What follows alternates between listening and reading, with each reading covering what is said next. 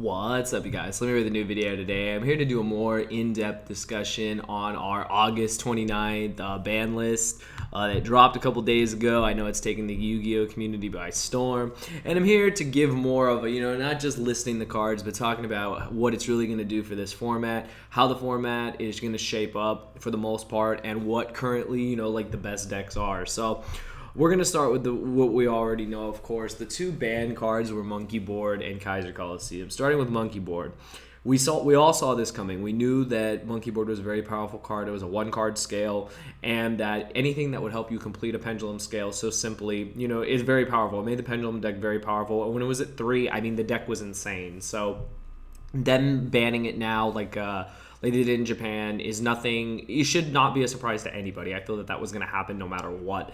And now that they have, people think, oh no, pendulums are dead. Pendulums are far from dead. Pendulums have so many good cards. Like, they're going to be able to, find ways to keep playing the deck. So I feel that Monkey Board, what it did is it really hurt more so the consistency of being able to get to, a one-card scale, and also the overall power of having a one-card scale for a pendulum deck. So with Performer Pal, Monkey Board gone, it does hurt the pendulum deck, but it doesn't rule the deck out at all. I think the deck is definitely going to be one of the main contenders for the upcoming format. So I feel that anyone that thinks pendulums is gone because of that, you're wrong. It's definitely going to still be around.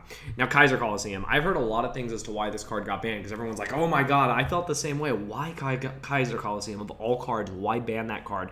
I've heard things as far as the ruling with Monarchs Stormforth was such a clusterfuck that they had to ban it. I think I really wouldn't believe that that's the reason.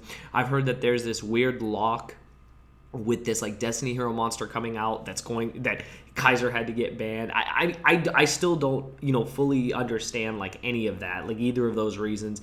Kaiser Coliseum really wasn't seeing that much play. It did see some slight play in Cosmo in like months ago, and that was about it. This card mostly was known in Boojins. If anyone remembers, like Boojins utilized this card, and they were like one of the only decks that did. So Kaiser Coliseum being banned, I don't know if there's any real reason. If anyone knows, please let me know. If there's some lock or some crazy deck that was able to completely just abuse this card, let me know, because I don't believe I remember ever seeing a deck outside of Boojins that really played this card as far as, and also Cosmo for the short time that they did. So I'm completely baffled by that. That does not affect this format, in my opinion. Kaiser Coliseum was not seeing enough play, so I feel that has no real impact on this current format.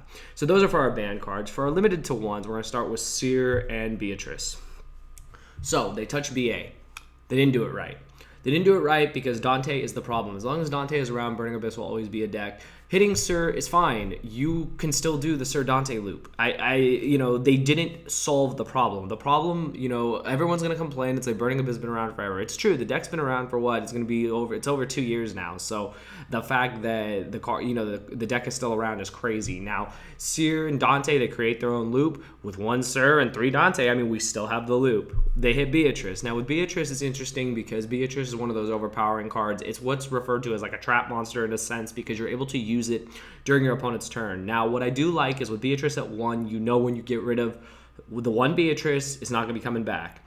Thing is, you play against Burning Abyss, you know that the Dantes are going to be spawning, that they're going to do their best, spawn out 2 to 3 Dantes, and they will have only access to the 1 Beatrice, so that does kind of slow down the deck, but it does not solve the deck's problem. I feel the deck will definitely be, without a doubt, one of the top 5 decks of the format, because the Phantom Knights are still around. If anyone forgot, the Phantom Knights are still around. Boots, cloaks, gloves, the main guy, I can't even remember the main guy's name, but Breaksword's still around. Breaksword's still an amazing card. That deck is not going anywhere. They're still going to be playing Burning Abyss Phantom Knights, I can guarantee you that. So it didn't solve the problem for Burning Abyss. I'm sorry, it did not. It did hit it, but it didn't do it in a way that made the deck unplayable or make the deck not a contender for one of the best decks of the format. So that they didn't get that right.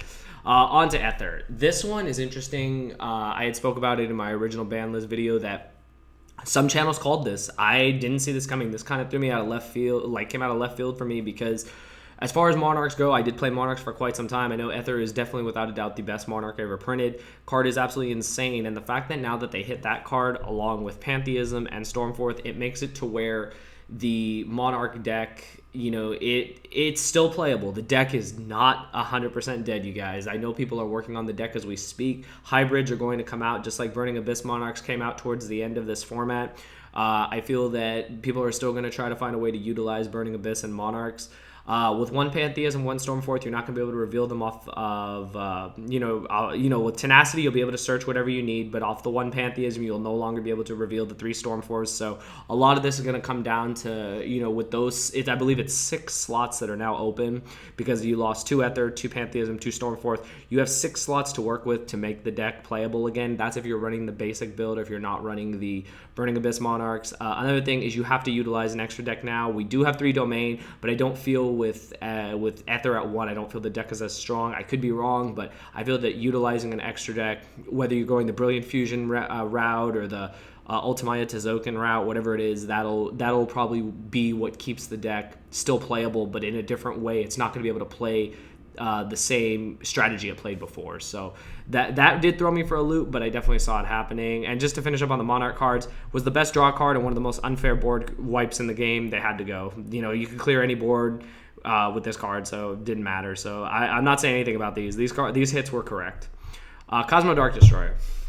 Now we'll get to Cosmo. So we've covered Burning Abyss, we've covered Pendulum. Well, we'll talk about Pendulum Call, but we've covered Monarchs. Now we're gonna talk about Cosmo. So Cosmo, I used to think was honestly just like the best deck ever. I mean, that deck was insane. I mean, 3 Dark Destroyer, E-Telly Farm Girl game, Cosmotown's Recursion is just ridiculous what the deck could do. Then it started playing Call of the Honids. Tin Can came out and made it nuts.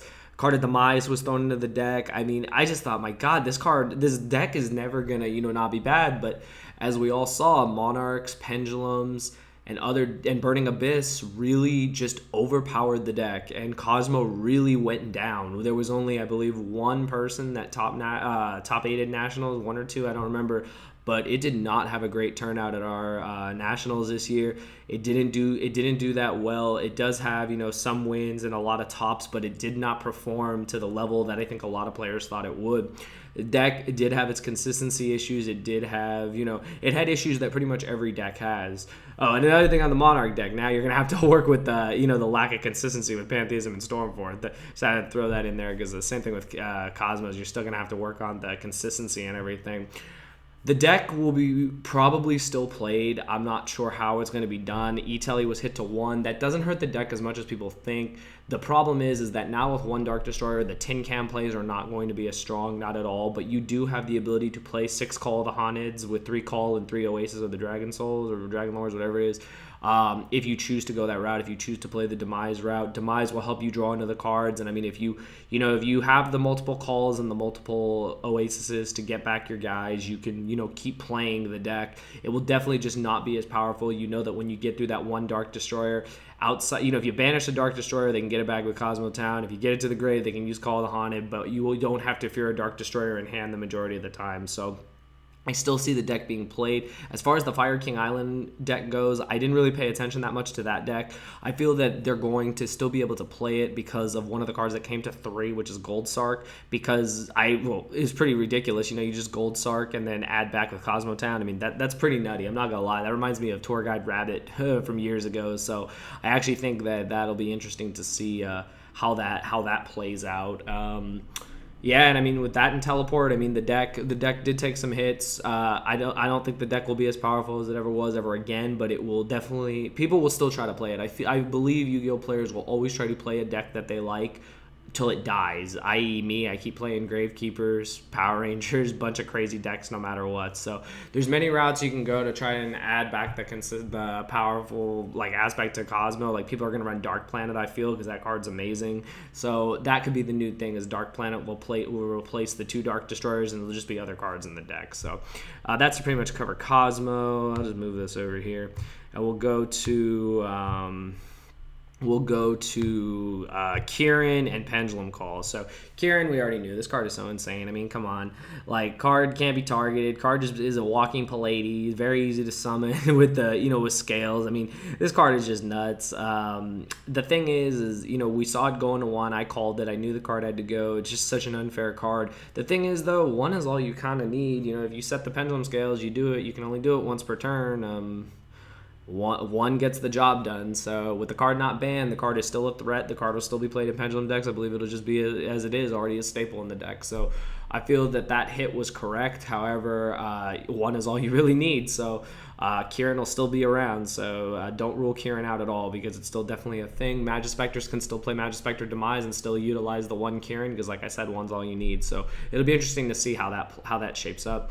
A Pendulum Call is basically for the Magicians, the Magician Pendulum deck. I mean, they just wanted to hit that. They don't want it to really be a deck. I mean, Wisdomize at 1, that's a 1. I mean, they really just hit the deck hard. So that version of the deck will probably not be played, but Pendulums will still be a deck in general. I don't really have much more to say on Pendulum Call, because with it at 1, I mean, if people aren't playing the Magician deck, they're going to be playing, the Sky Iris and all the other stuff, because also Sky Iris can take the place of Monkey Board as your searcher for your scales. So in the end, Pendulums are still a playable deck. That's it for all the cards that were limited to 1, all the cards that were banned, and we're getting into the cards that were set to 2. Maxie. It's just weird. Tell you the truth, like, that was my honest opinion. It was like, all right, 2 Maxies, that's fine. Blue Eyes deck, I was only running 2.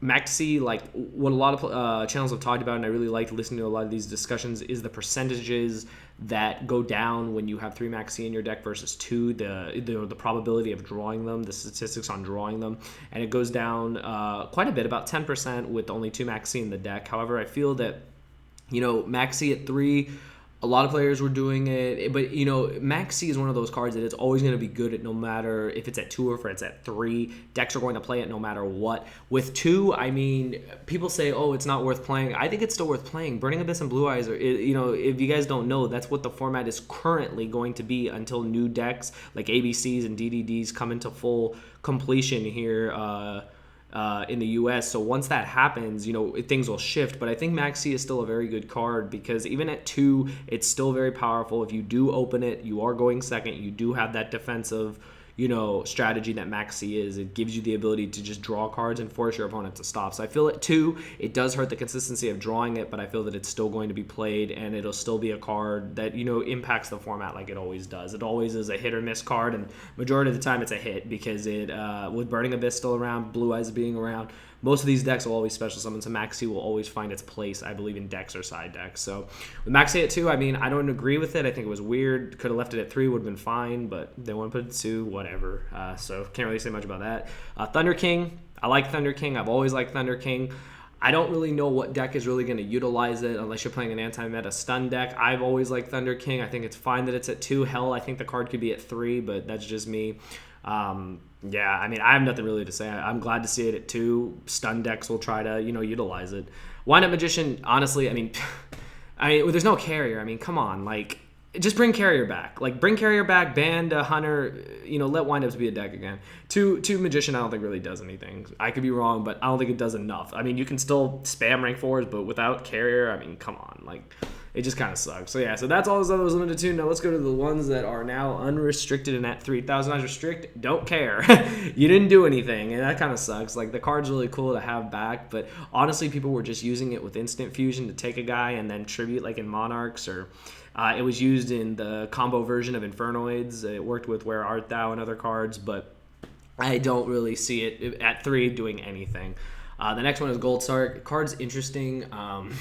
Someone commented, well, now my Final Countdown deck will be around. No, but Goldsarc is cool because, you do have the ability to search pretty much anything you want, and any deck that can utilize returning banished cards to your hand, to the field, or whatever, is going to be able to use this card. I believe Kyle from the Card Guys said that him and Blair were working on Fire King Cosmo, and that you could just Goldsarc away. You Goldsarc away Dark Destroyer, get it back with Cosmo Town, all that stuff. Like, there are still plays with this card. I definitely see this card being played. It's going to be very interesting in what decks it's played in, but do not sleep on this card. I feel that there's a lot more to it than I think people are first initially thinking when they see it at 3, but I think it'll be a really cool card to see what it does in the format. And lastly, Allure of Darkness at 3. Love it. Wait till you guys see my new Dark World deck. It's going to be awesome. We've got so much draw power now. It's fantastic. Dark decks are going to benefit from it. I mean, Burning Abyss, come on. You got 3 Allure. Cosmo got 3 Allure. I mean, I don't know. Like, I didn't see that happening at all, but I mean, more power to it. You know, them releasing an old card like this. I mean, those were the Teledad days when we had 3 Allure, and man, it was crazy. So I think Allure will really impact the format as far as like Burning Abyss go, as far as versions of Cosmo go, and as far as any dark decks that pop up that people want to play. Allure will give you that added versatility and the ability to, you know, just get deeper into your deck.